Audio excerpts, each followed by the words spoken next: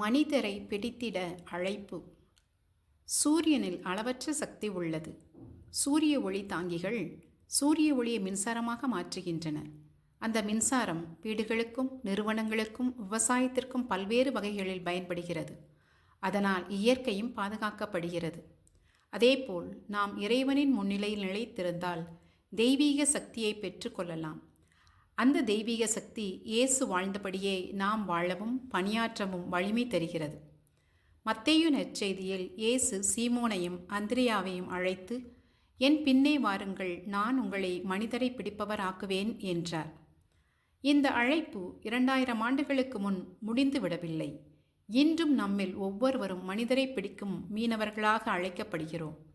இன்றைய காலத்தில் பல இளைஞர்கள், குழந்தைகள், குடும்பத்தினர், மாணவர்கள், பணியாளர்கள், மூத்தோர்கள் மற்றும் பொறுப்பாளர்கள் காட்டும் வழியை பின்பற்ற மறுக்கின்றனர். பிறரை நல்ல வாழ்விற்கு அழைக்க விரும்பினால் முதலில் நம் வாழ்வு இயேசுவை போன்று இருத்தல் வேண்டும். மக்கள் வார்த்தைகளை அல்ல, வாழ்வைத்தான் பின்பற்றுகிறார்கள். 2000 ஆண்டுகளாக எண்ணற்றோர் இயேசுவிடம் ஈர்க்கப்பட்டு தங்கள் வாழ்வை அவருக்கு அர்ப்பணித்துள்ளனர். ஏனெனில் இயேசுவின் வாழ்வு இதயங்களை ஈர்க்கும் சக்தி கொண்டது. இயேசுவின் வார்த்தைகள் நம்பிக்கையையும் வாழ்விற்கான அர்த்தத்தையும் தருகின்றன. அவருடைய வல்லமை நோயாளிகளை குணமாக்கி உள்ளங்களை புதுப்பிக்கிறது. அவருடைய இரக்கம் பாவத்திலிருந்தும் குற்ற உணர்விலிருந்து விடுதலை அளிக்கிறது. அவருடைய தாழ்ச்சி நிறை பிறரன்பு தன்னலமற்ற வாழ்வை கற்றுத்தருகிறது. அவருடைய நேர்மையும் துணிவும் நீதியுடன் வாழ அழைக்கிறது.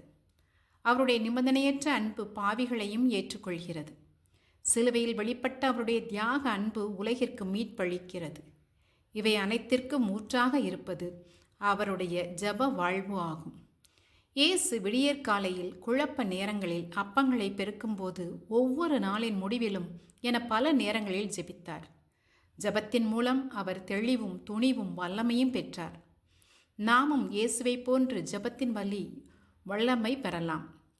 ஜெபம் நம்மை இறைவனோடு இணைக்கிறது, உள்ளார்ந்த வாழ்வை புதுப்பிக்கிறது. இயேசுவை போல வாழவும் சேவையாற்றவும் சக்தி அளிக்கிறது. இன்றும் இயேசு, என் பின்னே வாருங்கள், நான் உங்களை மனிதரை பிடிப்பவர் ஆக்குவேன் என்று நம்மையும் அழைக்கிறார். அவருடைய ஜெப வாழ்க்கையையும் அன்பையும் பிறரன்பு பணிகளையும் நாம் பின்பற்றினால் பலர் நம்மை பின்தொடர்வார்கள். நம் வழியாக கிறிஸ்துவையும் அவரது மதிப்பீடுகளையும் பின்தொடர்வார்கள். இவ்வாறு இறைவார்த்தையின் ஒளியில் நாமும் மகிழ்ச்சியுடன் வாழ்ந்து பிறரையும் மகிழ்ச்சியுடன் வாழச் செய்து கிறிஸ்துவை மையமாக கொண்ட குடும்பம், சமூகம், உலகை கட்டி எழுப்புவோம்.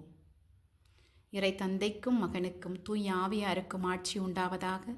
தொடக்கத்தில் இருந்தது போல இப்பொழுதும் எப்பொழுதும் என்றென்றும் இருப்பதாக. ஆமேன்.